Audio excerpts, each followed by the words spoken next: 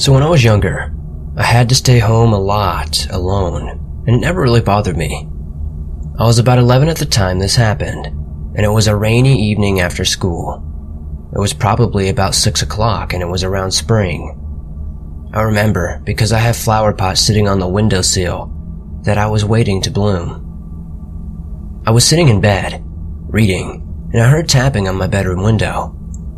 I blamed it on the sound of the storm outside, although it sounded like a person tapping on the window.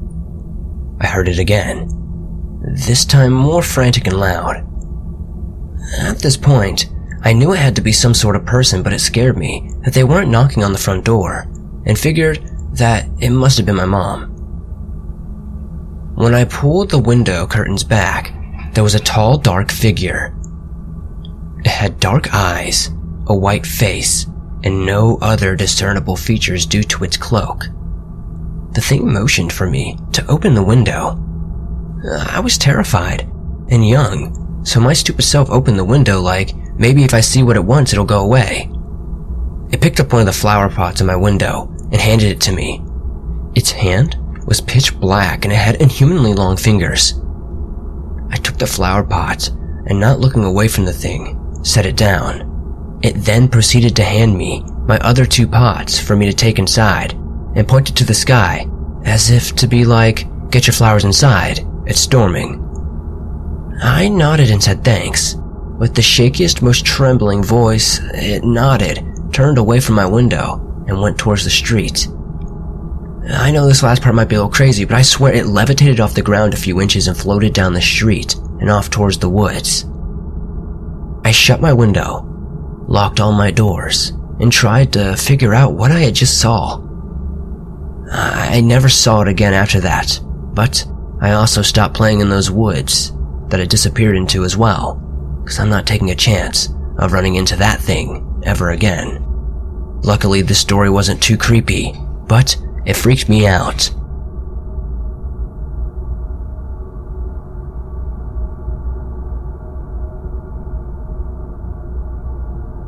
When I was around 11 or 12, we lived in a small house made of mud and stone, a lot like our house now. It was 2 of my brothers and me in the house. Everyone else had gone to the James Fest and left us to tend to the sheep. We were getting ready for bed when we heard the dogs going crazy outside. Thinking it was nothing more than coyotes howling in the distance, we told them to be quiet. We began to drift off into sleep and the dogs just would not shut up. Somehow, I was able to go to sleep for a few hours. Then I woke up very late at night. It was very quiet and still in the house, save for my brother snoring and I breathing. I realized I needed to use the outhouse and woke up my brother to take me there. He teased me about being scared, which honestly I certainly was. When we went out with our flashlight to the outhouse, the dogs began with their crazed barking out in the sagebrush, going from one place to the next. My brother went in first and I waited outside for him. While waiting, I tried to follow the dogs with my flashlight. Suddenly, there was a very loud whine from one of the dogs. Then, everything went quiet. It was really too quiet of that time of year. Not even the sheep were making a noise. Suddenly, I heard a few of the dogs going completely mad by the truck. When I looked over, there was this man. He was unbelievably tall, leaning one arm on the cab of the roof of the truck. He was looking at the dogs for a little, and then suddenly kicking one of them. They all scattered in different directions. The thing looked up at me and I saw its face. It had a pure white face, like a full moon, 2 burning red eyes, and a slight smile that was pure black. I could not move or make a sound. It began to walk towards me with long strides, until it finally towered over me. All I began to see was a dark red, like the color of blood when you cut the throat of a sheep. I kept getting deeper and deeper into its eyes. I could faintly hear my brother coming out of the outhouse. With this, the thing looked up at him. Reality came rushing back to me. I noticed that my brother was too distracted with his buckle to realize what was going on. I also noticed this thing's long hands hovering just inches from my head. Its skin was black ash, and he smelled like a bloated dead animal in the summer. I was still unable to move or speak. This, what I can only describe as a skinwalker, began to move toward my brother. Finally, noticing this figure, my brother was paralyzed. Closer and closer it drew, reaching an arm out toward my brother's head. Something finally snapped at me and I became unbearably angry. I broke from the trance and lunged at what I assume is a skinwalker, raising my arms like a wild animal and baring my teeth at it. A growl came out of me that I never knew I could make. I became more and more angry at this thing that was trying to hurt us. It kept that smile at first, but the angrier I got, the more the smile faded. Finally, with everything I had, I began to make this primal roar at it. It fell backward and ran away into the night. Looking back at me, its eyes were dim and dull, its smile now long since gone. The next morning, the family returned home from the feast. After relaying the story to my parents, they quickly hired a medicine man.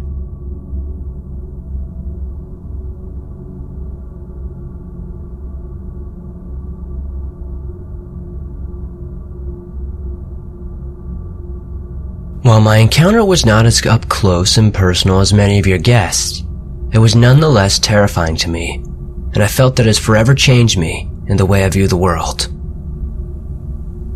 I had just arrived home, a few minutes after dusk, after visiting my parents. Our location is rural, but we do have a few neighbors within shouting distance of us. We have 33 acres of mixed forest and fields, with lots of thick brush, consisting mostly of briars.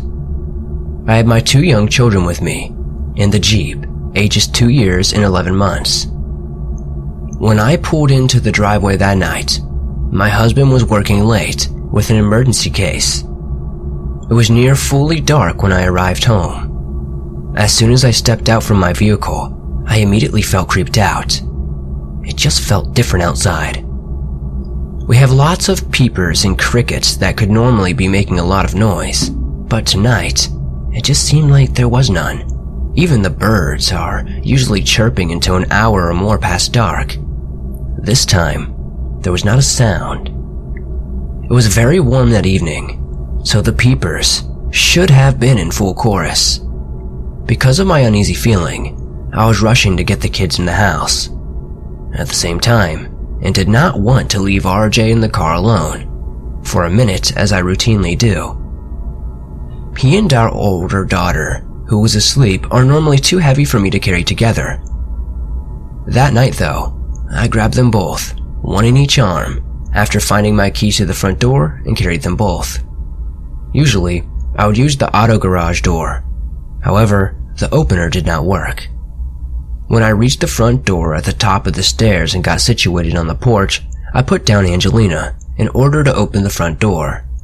As soon as I turned my attention back to the front door, it happened. Somewhere to my left came a sound that will forever be seared into my memory. It started low and slowly increased to a moderately loud growl.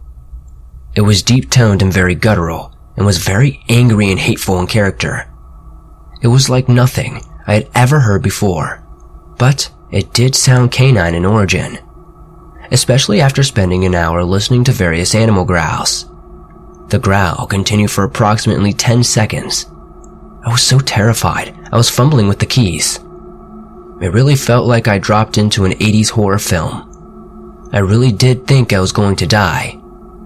I was sure, any second now, this thing would make a pounce on me or something, not just eating me, but more worried for my kids that he would possibly eat right on the spot.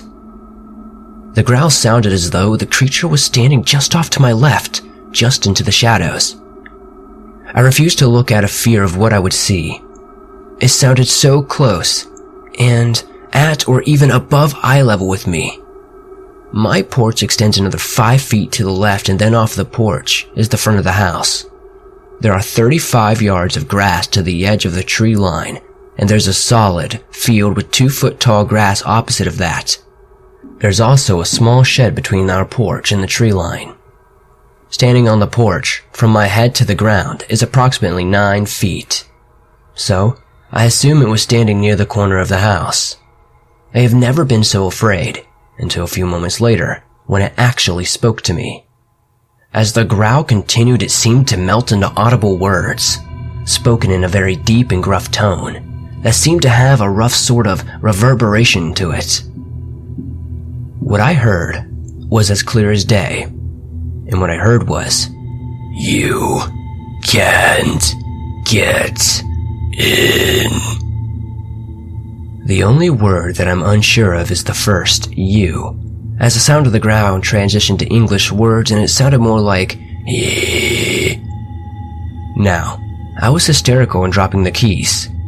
Finally, I got the right one in and got the door open and got in.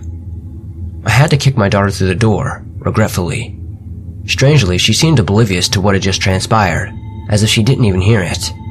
I slammed the door shut and never looked. I didn't hear anything else that night. I called my husband and his friends to let him know what had happened. So, I never did actually see what terrorized me, because I couldn't even look. I've had 2 days to think about this encounter and talk with my husband. We have listened to every episode of your show, and I'm honestly certain that this was some sort of dog man growling at me. The sound was not human and seemed like it was amped or mic'd up because it seemed so powerful. Not that it was a loud growl, but it seemed unnatural. Also, the height it seemed to emanate from and the silence that preceded it led me to my conclusion. My husband agrees, because the entire week, he too has been on edge.